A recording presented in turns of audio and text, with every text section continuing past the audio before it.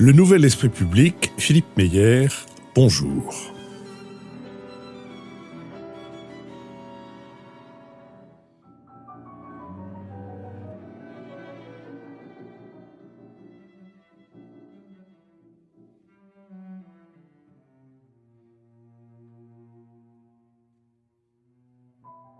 Bonjour, merci de nous avoir rejoints pour cette nouvelle édition de notre Nouvel Esprit Public. Quelques nouvelles de notre entreprise, comme je le fais chaque semaine. Nous entrons donc dans la dernière ligne droite de notre recherche de financement qui sera close le 6 novembre, le 5 novembre au soir plus précisément. Et vous pouvez trouver tous les renseignements sur cette recherche de financement sur le site www.ulule/le Nouvel Esprit Public. Nous sommes, comme vous savez, j'oublie de vous dire que notre prochain enregistrement aura lieu le 5 novembre et qu'il sera à l'école alsacienne et que le lien permettant de s'inscrire est disponible dès aujourd'hui sur le site www.lenouvelespritpublic sans séparation.fr, site d'ailleurs qui vous permet d'avoir tous les autres renseignements, y compris celui du site de financement participatif. Donc, si vous en retenez un seul, retenez celui-là, www.lenouvelespritpublic sans séparation.fr. Nous sommes, comme vous le savez, partenaires de l'hebdomadaire Le 1, qui publie cette semaine un numéro piquant consacré au bio, à ses illusions, à son industrialisation, à sa vogue, à ses succès et à ses ambivalences. Comme souvent, j'y appréciais le billet d'Aude Lancelin, dont la sévérité donne à réfléchir et qui cite cette fois-ci Bruno Latour, qui dans son dernier livre « Où atterrir » aux éditions de la Découverte, développe la métaphore extrêmement cruel pour nous tous, écrit Aude Lancelin, des passagers d'un avion qui aurait décollé pour une destination enchantée et à qui le pilote annoncerait qu'un demi-tour s'impose, tandis qu'ils apprendraient avec effroi au même moment que la piste d'où ils se sont envolés est elle-même devenue inaccessible. Sur cette perspective et sur cette prospective réjouissante, je vous confirme que nous allons essayer d'éclairer certains éléments de l'actualité de la semaine écoulée. Nous le ferons avec Nicolas Bavrez, essayiste, avec François Bujon de l'Étang, ambassadeur de France, et avec François Sureau, avocat et écrivain. Nous allons commencer par nous intéresser à la loi antiterroriste. L'Assemblée nationale et le Sénat ont adopté dans les mêmes termes les 11 et 18 octobre le projet de loi renforçant la sécurité intérieure et la lutte contre le terrorisme. L'objet principal de ce texte est de mettre fin à l'état d'urgence au 1er novembre 2017. Pour ne pas affaiblir les moyens de lutte contre le terrorisme, le projet instaure dans le droit commun certains pouvoirs étendus de police administrative. Ceux-ci sont pour l'essentiel inspirés des dispositions de la loi du 3 avril 1955 relative à l'état d'urgence. L'état d'urgence avait été déclaré par décret le 14 novembre 2015 à la suite des attaques terroristes de Paris et de Saint-Denis. Depuis lors, 6 lois sont venues prolonger son application. Le Conseil d'État avait eu l'occasion de rappeler à plusieurs reprises que, je cite, l'état d'urgence reste un état de crise et que ces renouvellements ne sauraient se succéder indéfiniment. Le régime de l'état d'urgence confie sous le contrôle du juge administratif des pouvoirs de police étendus au ministre de l'Intérieur et donc au préfet. Il permet en particulier de prononcer des assignations à résidence et d'ordonner des perquisitions administratives ou la fermeture provisoire de certains lieux de réunion. La nouvelle loi reprend certaines de ces dispositions. Elle autorise notamment les préfets à instaurer des périmètres de protection autour de certains sites sensibles ou à prononcer la fermeture administrative des lieux de culte pour apologie du terrorisme. Le ministre de l'Intérieur pourra prendre des mesures de surveillance à l'encontre de personnes suspectées de vouloir porter atteinte à l'ordre et à la sécurité publique, restriction de la liberté à aller et venir, sans aller jusqu'à l'assignation à résidence, surveillance des communications électroniques ou encore interdiction d'entrer en contact avec certaines personnes. Le texte a fait l'objet de vives critiques, venues de gauche comme de droite. Si les députés, les républicains, ont réclamé des mesures plus fortes pour lutter contre le terrorisme, les sénateurs, les républicains, se sont montrés plus sensibles à la protection des libertés. Un amendement est ainsi venu limiter à 3 ans l'application de cette loi, qui devrait donc faire l'objet d'une évaluation et d'une révision avant la fin du quinquennat. La gauche dénonce quant à elle un texte attentatoire aux libertés qu'elle compare au Patriot Act adopté par l'administration Bush après les attentats du 11 septembre.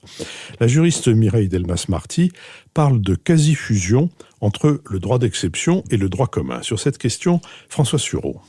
Pour prendre une vue exacte de la question de l'état d'urgence, il faut d'abord la resituer dans son contexte général. Le premier élément qui vraiment me paraît le plus important, c'est que on croit en général que ce mouvement vers l'effacement des libertés publiques est dû au terrorisme. En fait, ça n'est pas du tout exact. C'est un mouvement qui correspond à une tendance qui a pratiquement 30 ans, sinon plus, et qui manifeste d'ailleurs le peu de cas que les Français ont toujours fait des libertés publiques. Ce qui est frappant dans le débat public dont on parle là, c'est cette idée que tout compte fait, nous serions le régime des libertés, et que nous en serions écartés temporairement, motif pris du terrorisme. Eh bien, ce n'est pas du tout exact. La France n'a jamais été, quelles que soient ses proclamations générales, le régime des libertés. Clémenceau disait à l'époque, nous avons proclamé les droits imprescriptibles de l'homme, et le lendemain, nous avons érigé une guillotine et commencé les travaux. Bon. Ce qui était exactement ce qui s'est passé. Ensuite, il y a eu le régime préféré des Français, le système napoléono-bonapartiste, c'est-à-dire égalitarisme, gloire militaire et contrôle administratif de tout, jusqu'au point où Napoléon disait nous n'avons pas de littérature, c'est la faute du ministre de l'Intérieur, ce qui ressemble à peu près à ce qu'on voit à l'heure actuelle. Ensuite, on a eu la Terreur blanche et au fond, puis le Second Empire, au fond, le seul moment que nous ayons connu de relativement libéral dans notre histoire politique, c'est un moment qui va à peu près de la fin de la période de l'ordre moral au décret d'Aladier, c'est-à-dire de 1939. Et encore, on doit, pour faire ça, en accepter l'énorme période où la majorité des Français a vu leur liberté de conscience persécutée par l'expulsion de 60 000 prêtres, y compris des moines contemplatifs qui ne gênaient personne, et une laïcité vue sous le régime de la persécution anticatholique. Donc, au total, on dit quelquefois, c'est étonnant, Kennedy est le premier président catholique des États-Unis, quand même, les Américains ont attendu longtemps pour avoir un président catholique, mais le premier président de la République pratiquant sa religion, encore que de manière discrète, il a fallu attendre le général de Gaulle pour le voir. C'est une chose que tout le monde oublie. Donc, en réalité, la France n'est pas le régime des libertés, c'est le régime du contrôle administratif. Et c'est très visible là, sous prétexte de terrorisme, en réalité, le ministre de l'Intérieur et ses services poursuivent un combat qui avant a pris pour prétexte la lutte contre la fraude fiscale, la grande délinquance, le grand banditisme, la pédophilie et que sais-je encore, avec cette idée que les garanties du citoyen sont un obstacle à la répression. Ce que rien ne démontre, puisque quand on regarde les pays d'habeas corpus, ils ont plutôt un taux d'élucidation des crimes et délits supérieur au nôtre. La police, le ministre de l'Intérieur se sont battus jusqu'au sang, si je puis dire, pour éviter la présence de l'avocat en garde à vue et le respect de droits absolument élémentaires. Et puis il a fallu attendre 1971, ce qui en dit quand même long, pour qu'on accepte de contrôler des lois votées par le Parlement en les référant à la Déclaration universelle des droits de l'homme. C'est-à-dire, jusque-là, il n'y avait pas de contrôle de constitutionnalité sur le fondement des grands principes. C'est quand même quelque chose, quand on y pense, d'assez extraordinaire. Alors, il y a probablement des tas de raisons à ça. L'une des raisons, c'est ce qu'exprime assez bien Julliard dans un livre récent, en réalité. C'est nous sommes passés de la souveraineté monarchique, absolutiste, à la souveraineté populaire, et la souveraineté populaire n'a pas rencontré davantage d'obstacles. Si la volonté populaire exprimée dans la loi explique qu'il faut davantage de sécurité, les libertés ne tiennent pas parce que nous accordons plus d'importance à cette volonté générale qu'au désir du citoyen. C'est ce qui s'est passé. Et au fond, ce qui se passe là, entre la reconduction ad infinitum de l'état d'urgence, qui nous a fait suspendre la garantie des droits pendant pratiquement 2 ans, ce qui est absolument inconcevable en réalité quand on y pense, se poursuit avec cette loi de rentrée dans l'univers de droit commun, qui, comme Mireille Delmas-Marty le dit très bien, est une loi de fusion et n'est pas une loi de retour à l'état antérieur. J'ai eu la curiosité de regarder les délibérations du Conseil constitutionnel, et je me suis aperçu qu'en 1977, et je trouve que c'est bon à rappeler parce que ça permet de mettre un peu de sagesse dans ce débat, on trouve une déclaration au moment de la loi sur la fouille des véhicules où Roger Frey, ministre de l'Intérieur, ancien ministre de l'Intérieur du Général au moment de la lutte anti-OS, et président du Conseil constitutionnel, dit à peu près la chose suivante. Je vais le citer de mémoire. Je remercie M. Costefloret pour son rapport. Je rappellerai que nous sommes ici plusieurs à avoir été ministre de l'Intérieur, dont moi-même, et je tiens à souligner qu'il ne se passe pas de semaine lorsqu'on est ministre de l'Intérieur sans que la police ne vienne vous proposer un texte nouveau supprimant les libertés du citoyen pour rendre plus facile l'action de l'administration. Eh bien, c'est extrêmement dangereux et c'est une tendance à laquelle il faut se refuser. Il s'agit là de Roger Frey, qui était tout de même affronté à autre chose qui avait été affronté à autre chose qu'aux terroristes du Bataclan. Et la sagesse dont a fait preuve M. Roger Frey ne s'est pas transmise par capillarité ou succession apostolique au ministre de l'Intérieur. C'est ce qu'on peut déplorer. Ça prouve qu'il faut nommer Vautrin préfet de police en toute Absolument. hypothèse. Nicolas Bavrez. Alors, il me semble qu'il faut quand même resituer ce débat par rapport au terrorisme. Pourquoi ? Parce que ça n'est pas un problème spécifiquement français. Si on regarde, par exemple, aux États-Unis, dont l'histoire est bien différente et qui ont un respect pour le droit infiniment supérieur à ce qu'il est dans notre pays, c'est vrai qu'on voit que depuis 2001, avec le Patriot Act, on a également beaucoup d'initiatives qui ont été prises sur le plan des lois, mais aussi sur le plan de la surveillance électronique, pour essayer de répondre à ce problème du terrorisme. Donc l'état d'urgence, je pense qu'il était assez légitime de le mettre en place après les attentats du Bataclan, parce que c'était de fait un traumatisme considérable, et surtout on ne savait pas ce qui pouvait suivre derrière. Donc ça correspond assez bien à ce qui avait été prévu à l'origine pour cet état d'urgence. Là où le problème est né, c'est que ces dispositions sont, comme toujours, asymétriques. Et donc, c'est la reconduction qui a fait de cet état d'exception un état permanent, contrairement à ce qui s'était passé auparavant, puisque, par exemple, pour la Nouvelle-Calédonie, en 85, c'était géographiquement déterminé. Et pour les émeutes urbaines de 2005, on n'avait pas eu une installation dans cet état d'urgence.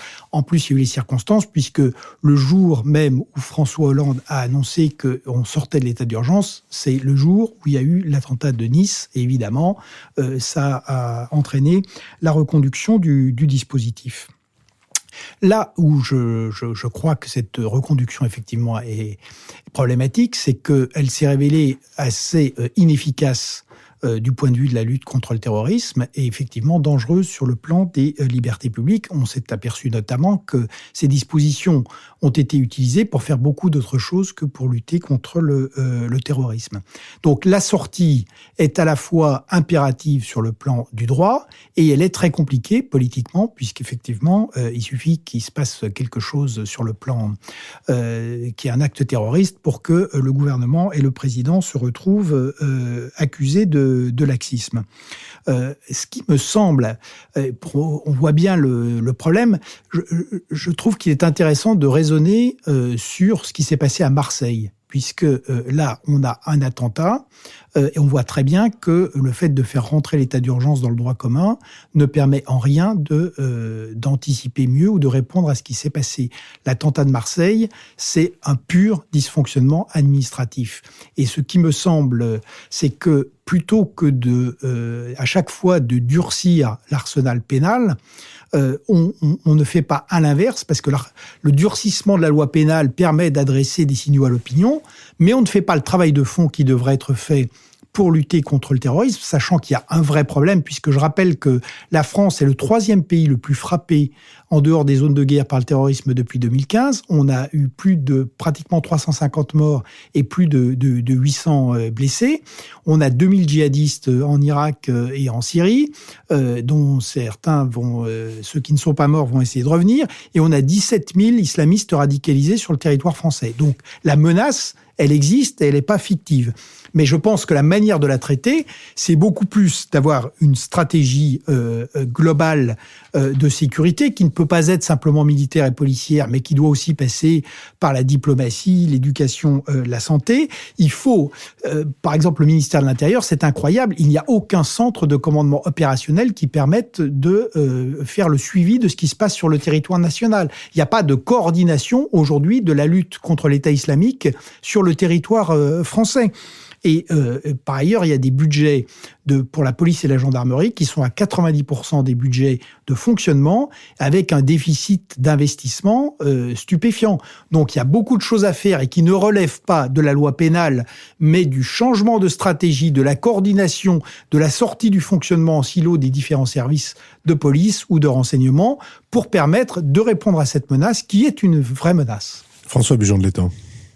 Je me fais tout modeste devant deux éminents avocats qui connaissent fort bien ce sujet, moi qui n'ai jamais terminé ma licence en droit.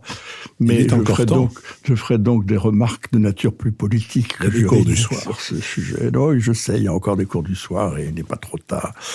Mais je suis surpris pour ma part, pour se mettre dans le temps long, comme François Sureau nous a invités à le faire, par la permanence de la polémique sur ce sujet. Dès qu'on touche à ce sujet, la polémique repart et on la retrouve à peu près à l'état où on l'avait laissé 10 ou 15 ans auparavant. Je me souviens par exemple de mes années d'étudiant, où l'arsenal juridique était en train d'être étoffé pour répondre à la menace de l'OAS, par exemple.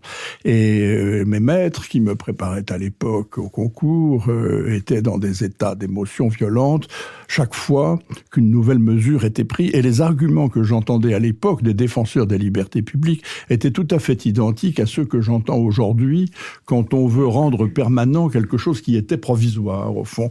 Ce sont les mêmes arguments, les mêmes causes produisent les mêmes effets, et ce sont les mêmes arguments. Or, si on s'efforce de mettre les choses en perspective, de quoi s'est-il vraiment agi cette fois-ci ?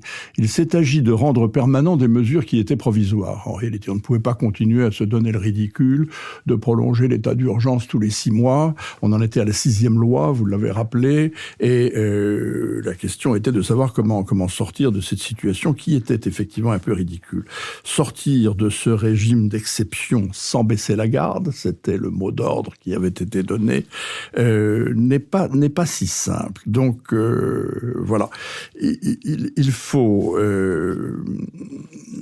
éviter de pérenniser ad vitam aeternam l'état d'urgence qui est fait pour répondre à une situation donnée à un moment donné. Et c'est une équation finalement plus difficile qu'on ne le pense. Il fallait donc transposer dans le droit commun des mesures autorisées dans le cadre de l'état d'urgence. Et c'est de ça qu'il s'agit dans la loi dont nous parlons. Et ceci entraîne la mise à l'écart du juge judiciaire, au bénéfice, si j'ose dire, du juge administratif, du Conseil d'État et d'un autre ordre de juridiction. Mais que ceci suscite une polémique entre les défenseurs des libertés publiques que l'on entend et les défenseurs de l'ordre qui sont du côté du gouvernement n'est pas étonnant, mais ce qui me frappe encore une fois, c'est la permanence, c'est la récurrence de ce débat qui n'est jamais tranché et qui est difficile. Ça dépasse tout à fait le clivage droite-gauche, si on y réfléchit, parce que les rôles s'inversent parfois. C'est souvent une pure polémique entre le pouvoir et l'opposition. D'ailleurs, les plus virulents ont été M. Mélenchon et Mme Le Pen, dont je ne pense pas que ce soit des défenseurs des libertés publiques auxquels je puisse me fier aveuglément. Ceci montre bien qu'il y a un jeu de rôle également dans ce type de débat. Alors, si on se compare avec nos voisins ou avec, disons, d'autres grandes démocraties qui ont fait face au même problème, on s'aperçoit que le débat a été sensiblement le même dans les pays latins. C'est tout à fait intéressant. Quand les Espagnols ont eu à prendre des mesures contre le terrorisme basque, il y a eu également un débat chez eux qui leur fait honneur et qui ressemblait assez au nôtre, ou les Italiens face aux Brigades Rouges, par exemple. Mais dès qu'on se transfère dans l'ordre anglo-saxon, alors là, on trouve effectivement des références différentes et des habitudes de pensée différentes. Le Patriot Act, auquel on se réfère, c'est autre chose que la loi antiterroriste française. Elle va très très loin, le Patriot Act va très très loin dans la surveillance, et notamment dans la surveillance électronique, et beaucoup plus loin que nous. Et surtout, ça s'est accompagné d'un contexte que nous ne connaissons pas, qui était le contexte de l'après 11 septembre. Je l'ai vécu pour ma part aux États-Unis, et j'ai vu ce que c'était qu'une fièvre sécuritaire qui s'empare tout entière d'un pays. Nous n'en sommes pas là, malgré les menaces terroristes et les attaques périodiques. Donc voilà, je pense que en réalité, la seule solution pour le pouvoir, qui permette à la fois de concilier l'exigence de sécurité qui se manifeste dans l'opinion publique et de répondre à son inquiétude, et en même temps de préserver au mieux les libertés publiques, c'est de disposer d'un arsenal dont on use avec doigté et avec modération. Je pense que la réponse est presque plus dans la pratique que dans la théorie. Je vous interrogerai tout à l'heure sur la manière dont le pouvoir judiciaire a été un partenaire ou un adversaire de ceux qui ont voulu l'application et qui ont mené l'application du Patriot Act aux États-Unis, mais François Sureau. Moi, ce qui me semble, c'est que je crois qu'il faut en revenir à des choses assez concrètes. On oppose très souvent, et c'est là où M. Bujon de l'Étang a raison de dire que c'est un débat assez ancien, on oppose assez facilement les défenseurs de l'ordre aux défenseurs de la liberté. Alors notre système, on peut l'aimer ou le détester, mais notre système a été conçu précisément pour que ce problème ne se pose pas. Le système français est un système extrêmement répressif, même avant l'état d'urgence. Le délit d'association de malfaiteurs en vue de commettre une entreprise terroriste est un délit invraisemblablement répressif. Et je ne sache pas que les magistrats judiciaires soient des moutons bêlants abonnés aux œuvres complètes de Maître Henri Leclerc. Donc notre système est en lui-même et sans état d'urgence un système extraordinairement répressif. Le système constitutionnel, le système classique, le système libéral consiste précisément à éviter ce choix entre sécurité et liberté en remettant une répression même dure entre les mains du juge, peu importe qu'il soit judiciaire ou administratif, contrairement à ce qu'on raconte souvent. La vraie question, c'est qu'il faut qu'il intervienne avant que la violation des libertés ne soit commise. Et là-dessus, il n'y avait aucune raison de s'écarter de ce système de droit. À qui fera-t-on croire qu'on ne peut pas présenter comme un sous-préfet à un magistrat antiterroriste les preuves qu'on a recueillies afin d'aller perquisitionner chez quelqu'un ? À personne. En réalité, ce qui s'est passé, c'est un mouvement de dessaisissement de la seule garantie du citoyen qui vaille, celle qui consiste à dire que quand il s'agit de rentrer chez quelqu'un, dans ses livres, dans sa vie, dans son ordinateur et dans sa pensée, on va voir une personnalité indépendante du gouvernement avant que la violation des libertés n'ait été commise. Voilà. C'est ça le sujet, c'est ça auquel l'état d'urgence a voulu obvier, et c'est ça qu'il s'agit de retrouver maintenant. Et évidemment, on ne retrouve pas ça dans l'intégralité, puisque par exemple les assignations à résidence peuvent être prononcées sur simple décision préfectorale. Alors ça c'est fâcheux et c'est inutile. Parce que l'état d'urgence, il est fait en réalité, on le sait très bien, pour des situations d'émeute qui durent une semaine, où on met les préfets, la police et l'armée partout. 6000 perquisitions administratives pour 40 mises en examen, dont 20 pour fait d'apologie de terrorisme. À qui fera-t-on croire qu'on n'aurait pas obtenu un résultat au moins équivalent en s'adressant à un juge avant les perquisitions?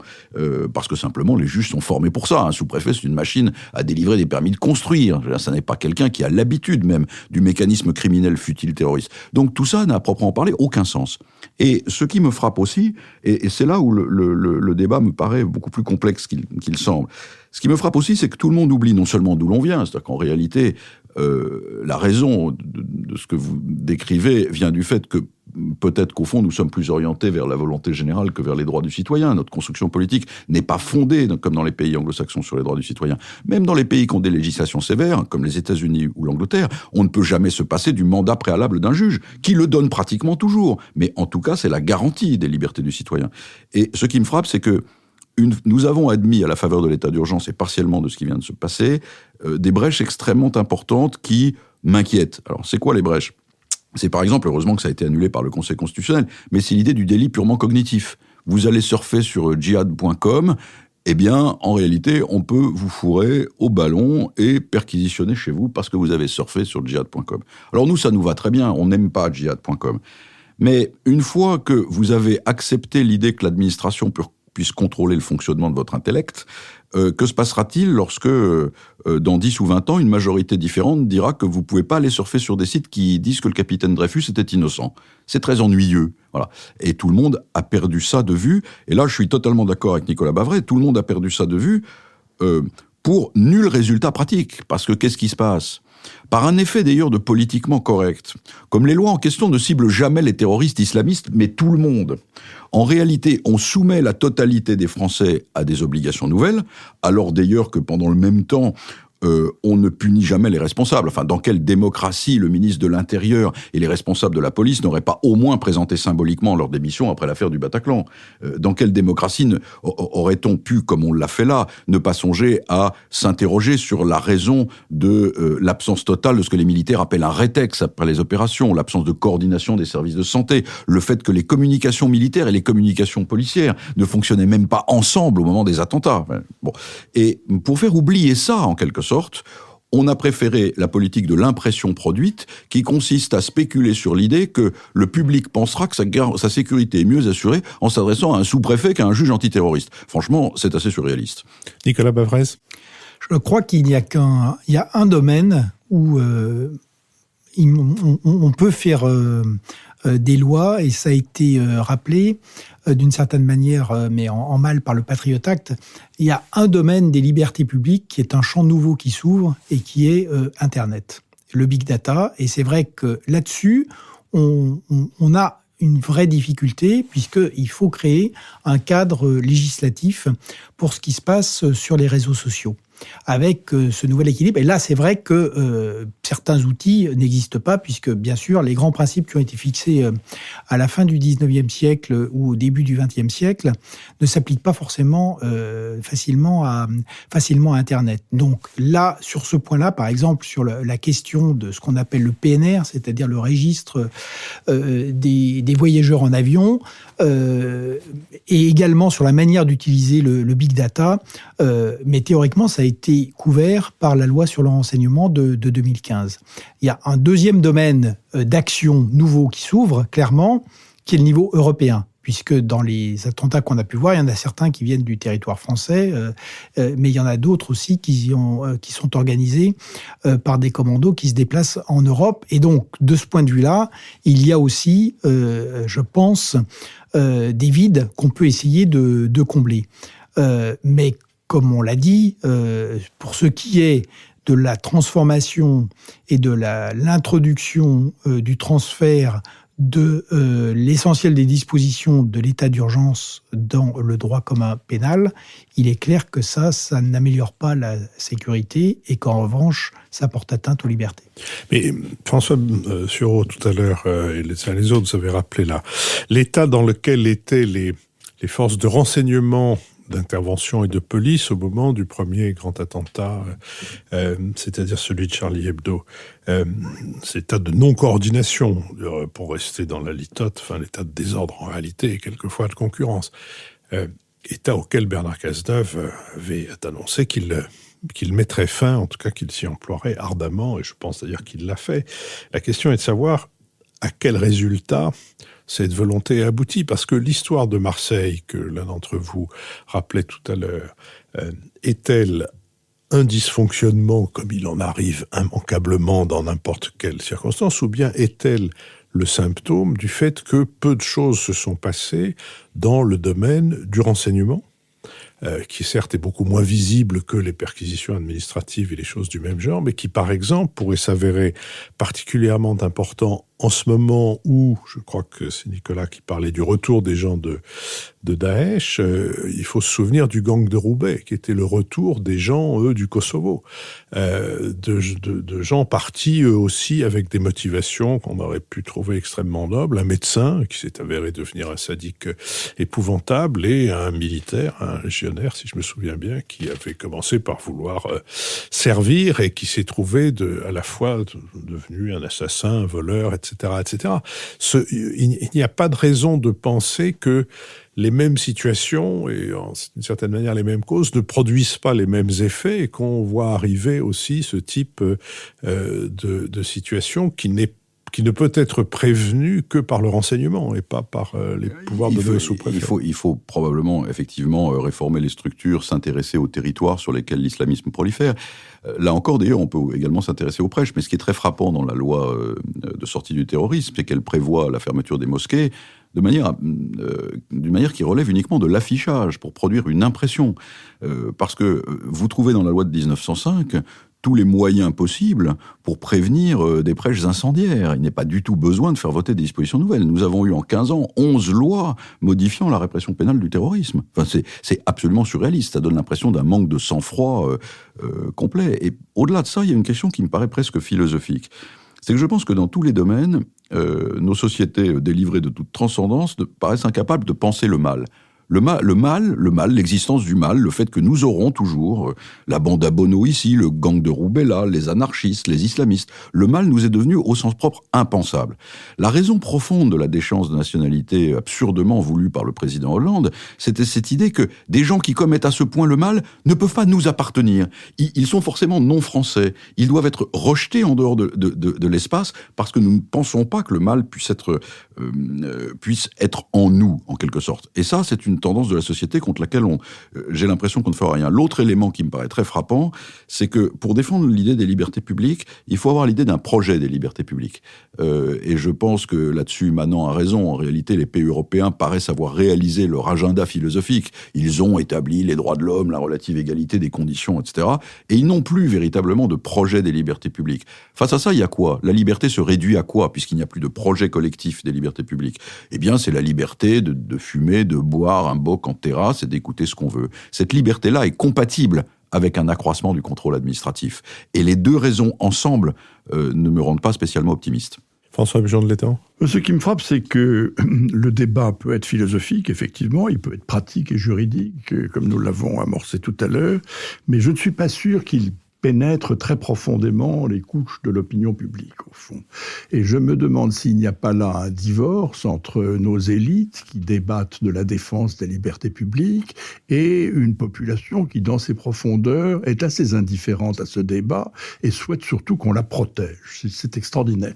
Encore une fois, pour me retourner vers les États-Unis, où j'ai longtemps vécu, j'ai vu comment, après le 11 septembre, l'opinion publique complètement traumatisée par la première attaque historiquement perpétrée sur le sol américain et dans la ville la plus emblématique des États-Unis, New York, s'est retournée immédiatement contre tous les pouvoirs, en disant « mais on nous a négligés, on ne nous protège pas, qu'est-ce qui se passe ?»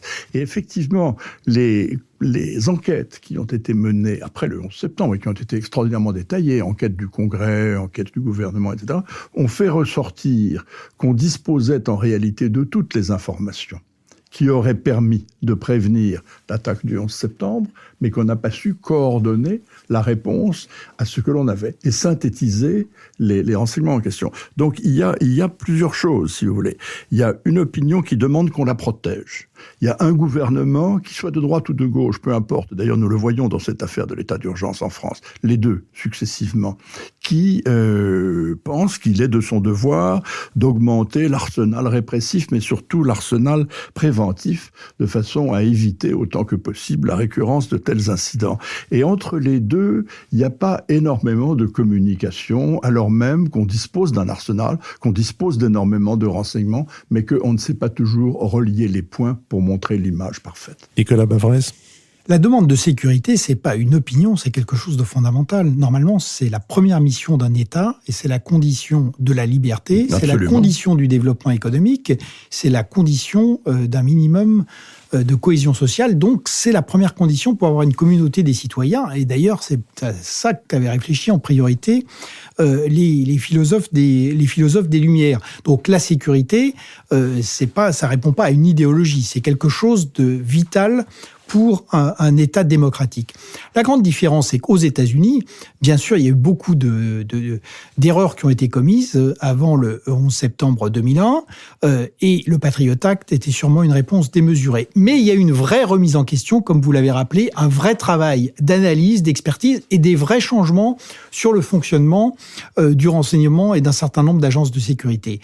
Pour revenir à ce que disait Philippe Meyer, ce qui est incroyable, c'est qu'après Charlie Hebdo, on a fait des manifestations, mais on n'a rien fait d'autre. Il n'y a pas eu d'enquête véritable, il n'y a pas eu de remise en question des services, et même après le Bataclan. Donc, c'est vrai que on a réinvesti un peu dans la police et la gendarmerie, mais il n'y a eu aucune remise en question fondamentale de ce qui s'est passé. Et ça a été exactement la même chose après l'attentat de Nice. Donc aujourd'hui, la priorité, si on veut faire de la sécurité, ce qui est fondamental, ça n'est pas de compléter et de remettre en permanence en chantier le code pénal, c'est d'avoir une stratégie de lutte contre l'islamisme sur le territoire national. François, j'adhère entièrement à ce que dit Nicolas, parce que ce qui me frappe énormément, c'est qu'on a un Parlement, par exemple, qui ne cesse de réclamer de nouveaux pouvoirs. N'est-ce pas ? Les parlementaires disent les institutions sont déséquilibrées, etc. Ils en ont énormément, y compris celui d'évaluer les politiques menées, et ils ne le font jamais. Quand vous regardez en détail ce que j'ai eu la curiosité de faire, les débats parlementaires à l'occasion de la loi de sortie du terrorisme, vous vous rendez compte que le ministre de l'Intérieur n'est jamais sommé de produire des statistiques, des éléments d'analyse de la manière dont ça s'est passé, ainsi de suite. C'est très ancien, hein. Quand l'attentat du Drakkar a fait un certain nombre de morts français et américains, le général américain a été révoqué et le général français a été fait commandeur de la Légion d'honneur. Quand quatre militaires américains meurent au Niger, vous avez immédiatement une enquête qui est une enquête efficace après les attentats du 11 septembre. L'ambassadeur des États-Unis en Libye. Voilà, absolument. Et après les attentats du 11 septembre, vous avez un mécanisme d'analyse qui se met en place. Dans les dispositions de sortie de la loi d'état d'urgence, vous avez un élément très intéressant qui est la possibilité de faire des contrôles d'identité dans le cadre de la police administrative, c'est-à-dire hors de toute opération de police judiciaire, dans les gares et les aéroports principaux, c'est-à-dire 30% de la surface du territoire et 60% de la population. Et c'est le renversement complet de notre tradition, hein, selon laquelle en matière de police administrative, c'est la liberté qui est la règle et le contrôle l'exception. Peut-être est-ce nécessaire. Pas un député, alors que c'est inscrit dans une disposition visant le combat contre le terrorisme, n'a demandé au ministre de l'Intérieur la statistique de ce sur quoi avaient débouché les contrôles administratifs au cours des 2 années précédentes. S'il l'avait demandé, il serait rendu compte que les 98% des contrôle administratif avait débouché simplement sur des poursuites en matière d'infraction à la législation du séjour, et non pas sur quoi que ce soit ayant trait au terrorisme. Alors, peut-être faut-il faire de tels contrôles. Ce qui me frappe, c'est la carence complète le déni de réalité absolue, la carence complète d'analyse concrète des situations, à laquelle on préfère une politique d'affichage normatif qui satisfait tout le monde. François Buchan, je voudrais vous demander si, puisque vous étiez aux États-Unis, si après l'instauration du Patriot Act, les citoyens américains, citoyens des États-Unis, ont pu compter sur la justice pour tenir la balance égale entre leurs droits et les pouvoirs policiers notamment. C'est difficile à dire et je ne suis pas équipé pour vous répondre parce qu'il faudrait regarder la jurisprudence qui a suivi pendant les années qui ont suivi et où je n'habitais plus aux États-Unis. Mais beaucoup d'associations notamment ont eu recours à la justice contre le Patriot Act et ils l'ont fait avec pas mal de militantisme finalement. Ce qui est compréhensible dans le contexte actuel et compte tenu du fait que c'était plus des associations que des citoyens à proprement parler. Et la justice répond bien dans ces cas-là. C'est une justice en plus dans laquelle les Américains ont plutôt confiance, sauf lorsqu'elle a traité de sujets d'essence raciale, auquel cas, au contraire, on a vu, bien entendu, beaucoup de dérapages. Mais d'une façon générale, les Américains ont plutôt confiance dans leur justice, d'autant plus que ce sont des juges élus, n'est-ce pas ? Une institution que nous ne connaissons pas, nous.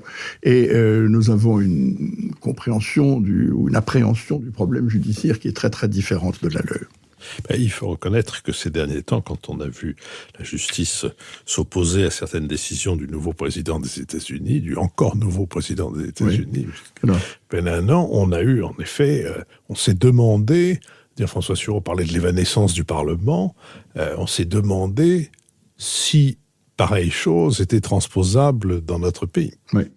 Alors j'ajoute, si vous permettez, qu'aux États-Unis, il n'existe qu'une justice judiciaire et qu'il n'y a pas cette dichotomie que nous avons en France avec un ordre judiciaire et un ordre administratif. Et c'est un sujet en soi, mais je suis étonné toujours de voir que les Français semblent avoir davantage confiance dans la justice judiciaire que dans la justice administrative, qui pourtant, dans son histoire, a souvent fort bien défendu les libertés publiques. Oui, enfin, elle n'a pas fait que ça, quand même. Non, bien sûr. Mais se souvenir de l'examen par le Conseil d'État du statut des Juifs n'est pas absolument un grand moment d'indépendance judiciaire. La vérité, ce qui est très intéressant, c'est que notre construction, et ça c'est vraiment la différence entre les pays anglo-saxons et nous, et un jour je pense qu'il faudra y réfléchir, y compris sur le plan constitutionnel. Notre construction politique, celle qui vient des Lumières, est une construction qui, en réalité, fait reposer les garanties du citoyen sur l'existence du juge.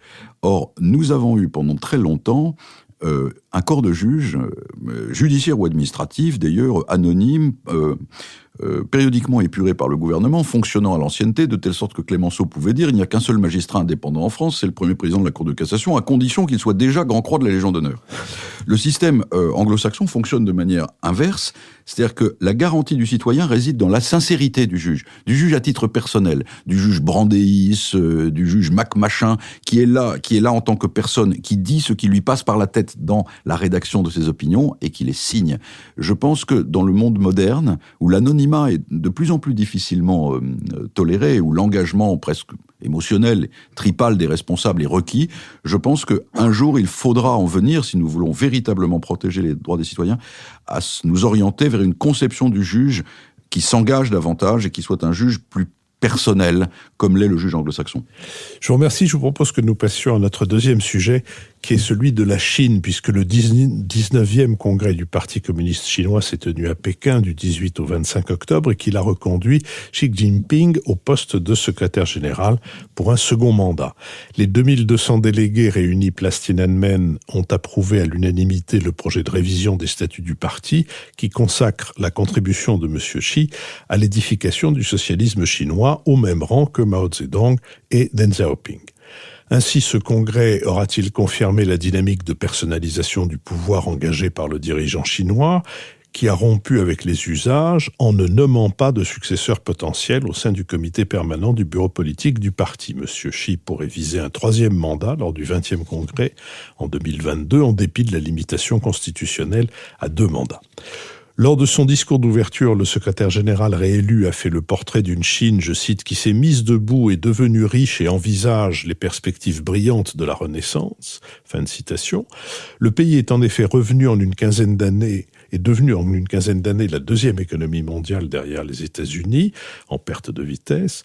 Pékin peut compter sur une croissance qui s'est maintenue à un niveau élevé de plus 6,5% en 2016 et sur ses excellentes performances à l'exportation. La Chine est devenue le premier exportateur mondial. Or, ces exportations ne portent plus seulement sur les produits manufacturés, et l'industrie chinoise se situe désormais au premier plan dans de nombreux secteurs d'innovation. Cette puissance économique est aujourd'hui mise au service d'une stratégie de retour à la puissance politique. Le projet des nouvelles routes de la soie a vu la Chine développer ses intérêts et investir massivement dans le continent eurasiatique comme dans l'océan Indien. La présence chinoise en Afrique s'est également renforcée au cours des 15 dernières années. Le budget militaire chinois est en progression constante.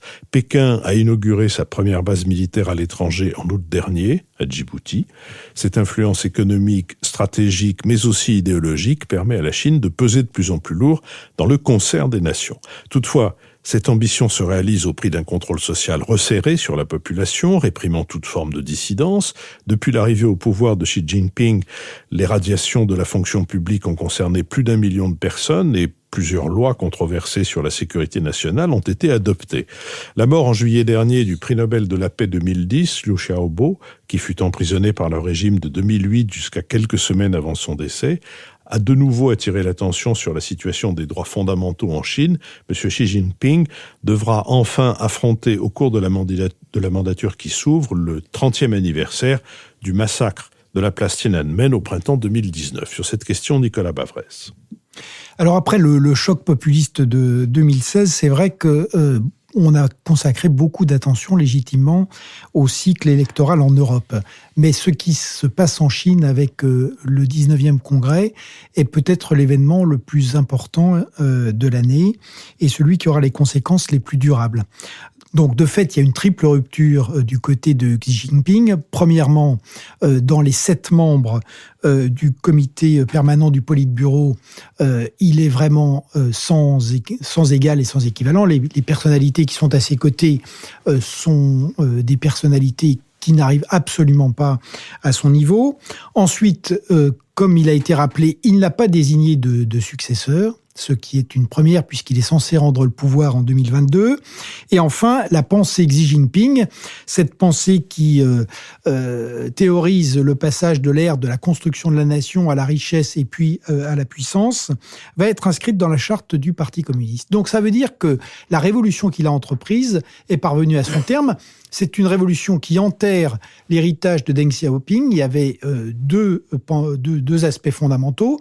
à l'intérieur, le fait qu'on ne voulait plus un système à la Mao, donc c'était un totalitarisme soft, une direction collégiale et le refus du culte de la personnalité. Et là, on revient à une forme de maoïsme. Et la deuxième révolution, c'est que la Chine était prudente à l'extérieur, et là, la Chine affirme sa puissance. Elle avance maintenant à visage découvert en expliquant qu'on est rentré dans l'ère de la puissance. Et ce qu'il faut toujours rappeler, c'est que l'importance du père de Xi Jinping est très importante. Il s'appelait Xing Zhongzhu, c'était un compagnon d'armes de Mao, et il est devenu vice-premier ministre. C'était un réformateur et qui a été purgé en 1962, et il a frôlé la mort. Et donc, pour Xi Jinping, il ne faut pas se lancer dans la réforme avant de contrôler le pouvoir. Et donc, lui prend les choses dans l'ordre, il contrôle tout le pouvoir. Maintenant, reste à savoir s'il va arriver avec ce pouvoir à faire les réformes. Et c'est là où on a... En fait, sous ce pouvoir absolu, il y a quand même 3 grandes questions qui pointent. La question économique, c'est que la réforme en Chine avance, mais avance très lentement. Si on regarde le supplément de croissance récent, en fait, c'est l'industrie. En fait, c'est le charbon, c'est l'acier. Les surcapacités sont pas réglées. En fait, c'est toujours l'exportation. La consommation n'a progressé que de 35 à 40% du PIB, ce qui reste extrêmement faible. La deuxième grande question, c'est la société. C'est vrai que la Chine n'est certainement pas une démocratie, mais il y a une opinion chinoise, et notamment il y a 700 millions de Chinois sur les réseaux sociaux et sur une application qui s'appelle WeChat. Et le contrôle renforcé de l'État sur les réseaux sociaux crée un malaise et est de plus en plus mal toléré.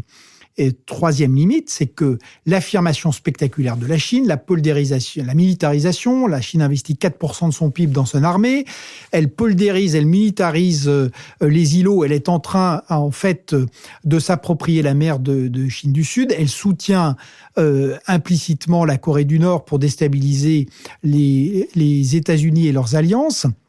Mais tout ça a un prix, c'est que maintenant, on commence à voir une grande inquiétude et une résistance à la Chine, y compris en Asie. Le Japon, qui vient de réélire très, très brillamment Shinzo Abe, est maintenant un Japon qui, à son tour, réarme. On voit des inquiétudes croissantes au Vietnam, dans toute une partie de l'Asie. On voit également que le néocolonialisme chinois provoque des réactions en Afrique. Et paradoxalement, la crise coréenne pourrait amener les États-Unis à partir moins vite que prévu d'Asie-Pacifique. Donc, au total, on a quand même des grandes et des questions vraiment structurelles. Est-ce que cette affirmation de puissance et le retour à un totalitarisme qui est de moins en moins soft est compatible avec la vente ce que Xi Jinping appelle le rêve chinois? Est-ce qu'on peut vraiment avoir une économie de l'innovation et devenir la première puissance du monde en 2049 avec un État totalitaire et une société sous contrôle? Ce sont là des grandes questions. Ce qui est sûr pour les démocraties, c'est qu'en revanche, dans le monde de Xi Jinping, il y a la volonté d'être la première puissance du monde, et pour revenir à notre premier sujet, en revanche, il n'y a pas de place pour la liberté politique. Et donc, les démocraties doivent quand même prendre conscience de ce qui est un vrai modèle alternatif maintenant à la démocratie, qui est défendu par un pays extrêmement puissant, qui applique, j'allais dire, le poutinisme, mais avec le développement économique et la puissance financière en plus. François Bujon de l'Étang. Bon, donc ce qui vient de se passer à propos du 19e congrès du Parti communiste, il y a beaucoup de choses qui sont très évidentes. Elles ont été soulignées. Ça a été une manifestation de force de Xi Jinping. C'est un renforcement incontestable de son pouvoir. À bien des égards, on a assisté à ce qui s'apparente au couronnement de l'empereur rouge. On a intégré sa pensée, au même titre que celle de Mao Tse-tung, dans les statuts du Parti communiste. Il est aujourd'hui sur un rang d'égalité avec Mao Zedong. Le culte de la personnalité est renforcée et organisée, et il a une mainmise complète sur le pouvoir qui se traduit notamment, comme ça vient d'être dit, par le fait qu'il n'a pas désigné de successeur et qu'il n'a pas, au fond, de limite à son pouvoir, dont on se demande s'il ne va pas s'étendre plus loin. Ça, c'est une première série de certitudes.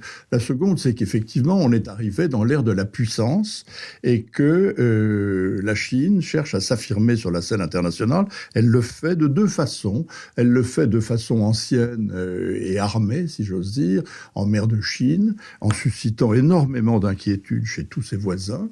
J'étais récemment dans une conférence internationale où un des porte-paroles de Pékin expliquait benoîtement, comme ils le font volontiers, l'humilité avec laquelle la Chine remontait la pente et cherchait à redorer son blason et affirmer sa puissance, mais que tout ceci était nourri de volonté totalement pacifique. Et un petit Indien au premier rang s'est levé et a dit qu'il avait pris note avec beaucoup d'intérêt de ce qui venait d'être dit par le représentant de Pékin. Mais si cela est vrai, a-t-il dit, comment expliquez-vous que la Chine ait des relations totalement détestables avec la totalité de ses voisins, sans aucune exception ? C'était une assez bonne question et ça montre que la restauration de la puissance chinoise ne se fait pas sans susciter d'inquiétude. Mais par ailleurs, il y a le soft power que cherche à développer consciemment la Chine de Xi Jinping. Toute l'affaire de la nouvelle route de la soie en est absolument l'illustration. Mais d'une façon générale, la Chine entend peser sur les affaires du monde, non seulement par les moyens de la puissance traditionnelle, de la puissance militaire et économique, mais aussi par une espèce de diplomatie d'influence qu'elle mène dans le monde de plus en plus et qui accompagne sa volonté de présence. Alors en dessous de tout ça, il y a une immense incertitude que Nicolas a touché du doigt. Jusqu'où va aller la contradiction entre une libéralisation économique presque complète et l'incitation à développer les libertés économiques et le refus total de donner la moindre liberté dans le domaine, je dirais, des libertés publiques et de la liberté de penser. Les Chinois adorent le terme de contradiction qu'ils utilisent volontiers d'ailleurs pour le substituer à celui de priorité. On s'adresse à telle contradiction. Mais la contradiction fondamentale, c'est bien celle qui résulte, alors non pas de la pensée de Mao Tse-tung, ni de celle de Xi Jinping, mais de celle de Deng Xiaoping. C'est-à-dire, comment peut-on mener une politique à la Guizhou, enrichissez-vous, et libéraliser complètement l'économie chinoise, au point qu'on encourage les Chinois à investir, à se déplacer à l'étranger, et qu'ils se développent des contacts avec le monde qui sont de plus en plus nombreux et diversifiés, et en même temps maintenir un contrat social qui consiste à demander, en contrepartie, que l'on abandonne totalement toute aspiration aux libertés publiques et qu'on s'en remette à un système totalitaire et communiste. François Sureau. Je ne dirai rien, parce que j'ai été traumatisé dans ma jeunesse par la lecture successive du père Carbonel, le dominicain qui insultait Simon Leist, du navrant Étienne Manac et de ses lamentables mémoires, et de père Fitt qui expliquait qu'il était dans la nature des Chinois de ne pas supporter les libertés publiques. Et donc, n'étant pas sinologue, ne connaissant pas la Chine, je m'abstiendrai de toute réflexion générale, et d'autant que j'ai été très, très instruit par mes deux camarades. Je voudrais quand même, d'une certaine manière, leur poser une question qui me fascine depuis longtemps. Comme certains d'entre nous, j'ai fait mes études dans des années où on nous présentait à peu de choses près l'Union soviétique de l'époque comme on nous présente la Chine de maintenant. Quand j'étais aux sciences politiques, il y avait un géographe qui s'appelait Monsieur Georges et qui expliquait que enfin cette année, il attendait ça, c'était un vieux Stahl depuis des années, n'est-ce pas, qu'enfin cette année, l'Union soviétique allait dépasser les États-Unis, devenir la première puissance du monde, former un modèle alternatif à la démocratie politique qui d'ailleurs serait plus rationnel, plus efficace, pendant que d'autres gens développaient une théorie de la convergence. Et puis un jour tout ça a disparu comme par enchantement et on s'est aperçu que le PIB du géant était exactement le PIB de la Belgique. Quand on retraitait la statistique pour en enlever tous les éléments de propagande. Ce qui fait que la question qui me fascine, alors qu'on lit chaque semaine des chiffres absolument extraordinaires et probablement trafiqués en provenance de cet univers néo-totalitaire, c'est... en réalité, est-ce que, réserve faite évidemment du nombre de gens qui l'habitent et du caractère éternel de sa civilisation, est-ce que la Chine n'est pas exactement susceptible de donner lieu à l'effondrement ou à la disparition du même mirage que l'Union soviétique de naguère ? Nicolas Pavresse. Il faut assurément prendre les statistiques chinoises avec beaucoup de prudence.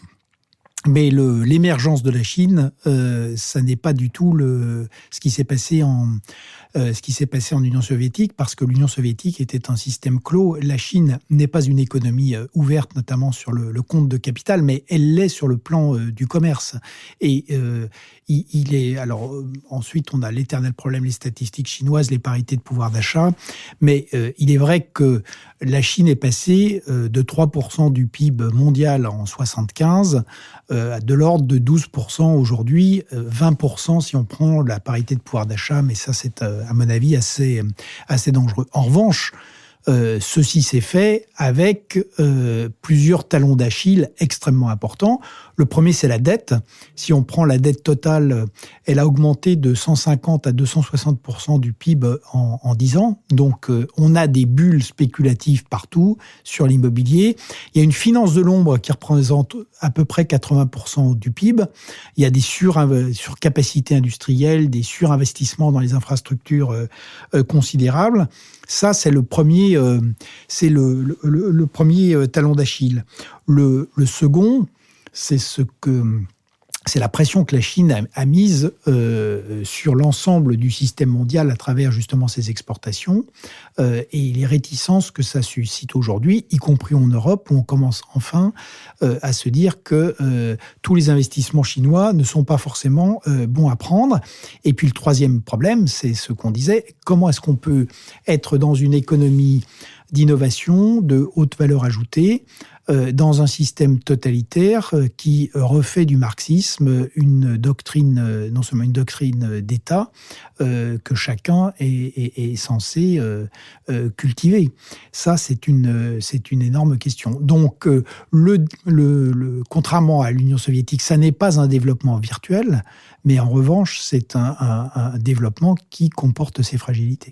François Bujon de l'État. Oui, c'est tout à fait vrai. Et alors, au rayon des contradictions, je voudrais simplement revenir sur un chiffre, justement, qui est très intéressant et qui est donné par Xi Jinping lui-même, puisqu'il fixe des horizons, avons-nous dit.